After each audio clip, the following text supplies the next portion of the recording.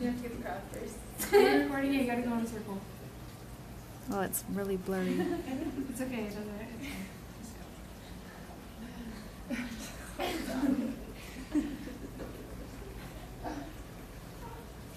Hi, I'm Sicily Williams, and today I'm giving a presentation on suicide. Every 16 minutes, someone in the United States dies of suicide, and it is the third leading cause of death for people at the ages of 15 to 24. And this is information I got from the National Suicide Prevention Hotline. Risk factors are suicidal thoughts that can turn into something more. These risk factors include drug abuse, exposure to another suicide, job loss, financial loss, or relationship loss.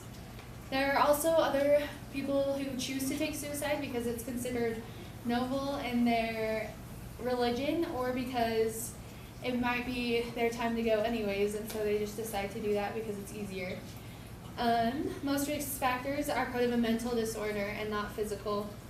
Suicide is the third leading cause of death from the age 15 to 24, as I said, and this applies to us and it is all around us. There are many things that contribute to suicide. On this slide, it talks about how there are more suicides per year than vehicle crashes. So if you think about all the car wrecks there are, try adding like about half a person to that list. And this is statistics from 2010.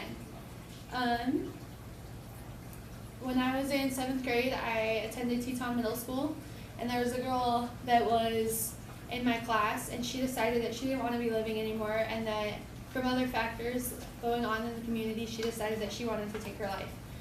And so being a middle schooler, she didn't really have that good of an idea of what it took, and it was kind of a last minute thing, but she decided that she was going to take as many ibuprofen pills as she could within a sitting, and to see if she could take her own life. And as she did that, she was in the girls' locker room, and I remember we walked in there, and luckily we walked in there and stopped her from trying to hurt herself.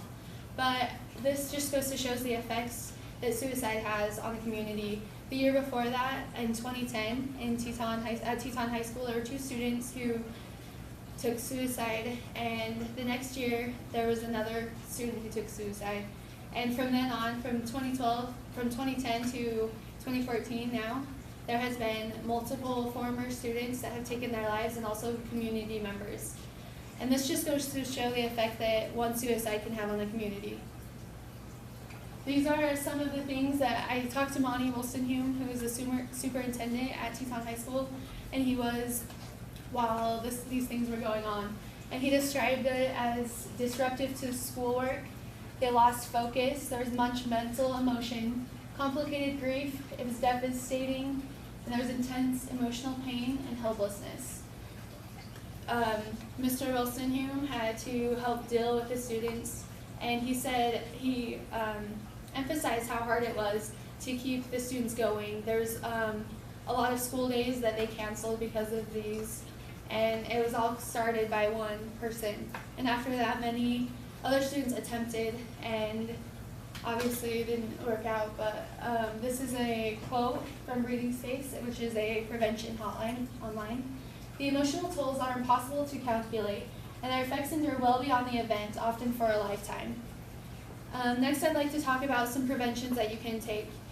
As my story of Teton High School, they are now this year going into a Sources of Strength prevention, and this is a local prevention. And a member of this Source of Strength member said this: "The goal is to leverage and utilize a student's group of friends to cultivate antidotes to suicidal ideations. We work with staff and students to determine how we can make every student feel like they belong and are resources in that school." A lot of the preventions, if you look them up on prevention hotlines, they say that the first step is just having someone to talk to and socialize with. So as students, we need to be those people that are there for other students and that are there to talk to them and help their depression needs.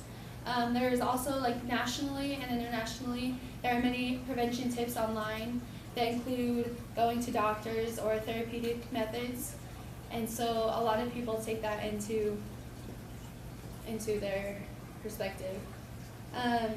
They also say that a good tip is having a plan for safety. So if you or a loved one is feeling that way, then you need to get to a doctor soon, and you need to have a plan for safety of contacting someone.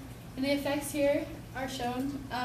It's like a stone in a pond, and if you throw that stone in, you are the victim. But other than that, if the effects that it has on people keep going and going and going. It starts with your family and then moves on to your friends, then to your school and your community, and obviously internationally. So I know that we all need to be aware of suicide and the effects that it can have on people, and we also need to make sure that we steer clear of that. Thank you.